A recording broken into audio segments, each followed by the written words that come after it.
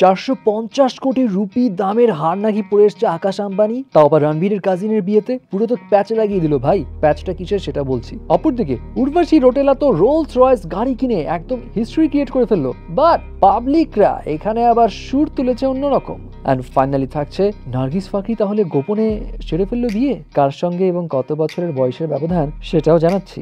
প্রথমেই আসি আকাশ আম্বানির স্ত্রীর কাছে। মুকেশ আম্বানি বড় ছেলে আকাশ আম্বানি এবং তার স্ত্রী শ্লোকা মেহতা, তারা দুজন হাজির হয়েছিল রণবীর কাপুরের কাজিন আদার জৈনের বিয়ের অনুষ্ঠানে। খুবই ভালো কথা, কিন্তু তাদের ভিডিও ফুটেজে তো অনেকেই বলছে এই হারটা সেই হার যেই হার নীতা আম্বানি গিফট করেছিল শ্লোকা মেহতাকে, যে হারের প্রাইস 450 কোটি রুপি। এটা জানার পর তো সবার মাথায় ঘুরে গেছে। কেউ বলছে আরে এটা দেখতে তো সস্তা মালার মতো লাগে, এটার দাম এত বেশি, ইস দুই একটা পুঁতি যদি পাইতাম। বাট ভাইয়া এখানে একটা কথা আছে, এই হারটা কিন্তু সেই হার নাও হতে পারে। হ্যাঁ এটা সত্যি যে নীতা আম্বানি তাকে 450 কোটি রুপির হার উপহার দিয়েছিল, কিন্তু সেটা এইটা না। অ্যাকচুয়ালি পরবর্তীতে ঘেটে যেটা জানা গেল সেটা হচ্ছে ওই 450 কোটি রুপির হারটা ছিল এইটা, যেখানে একটা রেয়ার ইয়েলো ডায়মন্ড পিস বসানো ছিল এবং এখানে আরো 91 পিস হীরা বসানো রয়েছে।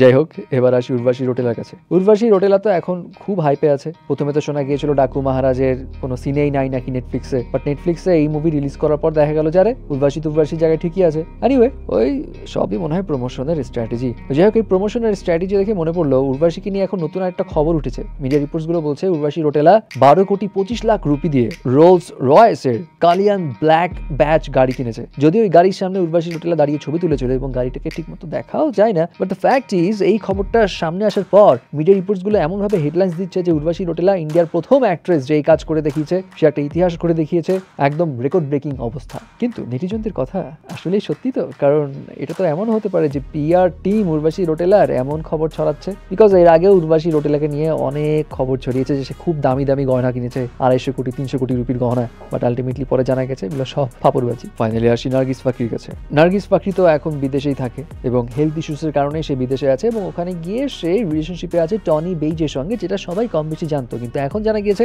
সে তার লম্বা সময়ের বয়ফ্রেন্ড টনি বেইজকে বিয়ে করে ফেলেছে নাকি গত সপ্তাহে গোপনে। বিষয়টা হলো একটা কেকের ছবি তারা প্রকাশ করে, যে কেকের ছবিতে লেখা যাচ্ছে হ্যাপি ম্যারেজ, এবং এটার পর মিডিয়া রিপোর্টস গুলোতে গুঞ্জন উঠেছে তারা গত সপ্তাহে ক্যালিফোর্নিয়াতে খুবই গোপনীয়তার সঙ্গে বিয়ে সেরে ফেলে এবং এখন তারা সুইজারল্যান্ডে হানিমুন উদযাপন করছে, যেটার কয়টা ছবি অবশ্য প্রকাশ করে। এখন টনি বেইজের সঙ্গে কিন্তু নার্গিস ফাকরির বয়সের ব্যবধান প্রায় 4 বছর। টনি বেইজের 41 বছর বয়স, নার্গিস ফাকরির 45 বছর বয়স, এবং তাদের রিলেশনশিপ হয় 2021 সালের সময়। যদিও একটা বিষয় কিন্তু অনেকেই জানে, টনি বেইজের আগে নার্গিস ফাকরি যে রিলেশনশিপে ছিল সেটা হচ্ছে উদয় চোপড়ার সঙ্গে, প্রায় 5 বছর রিলেশনশিপ, এবং এটা খুব সিক্রেট ছিল। এবং কয়েকদিন আগেই নার্গিস ফাকরির একটা স্টেটমেন্ট ভাইরাল হয় যেখানে সে বলে তার একটা বিষয় নিয়ে খুব আফসোস, উদয় চোপড়ার সঙ্গে তার রিলেশনশিপটা গোপন রাখা ঠিক হয়নি। তাহলে বিয়েটা কেন গোপন রাখছেন এখন? হ্যাঁ ইটস ট্রু, নার্গিস ফাকরির এই বিয়ে নিয়ে স্পেকুলেশন হলেও তিনি কিন্তু এখনো কনফার্মেশন দেননি যে তিনি আসলেই বিয়ে করেছেন কিনা।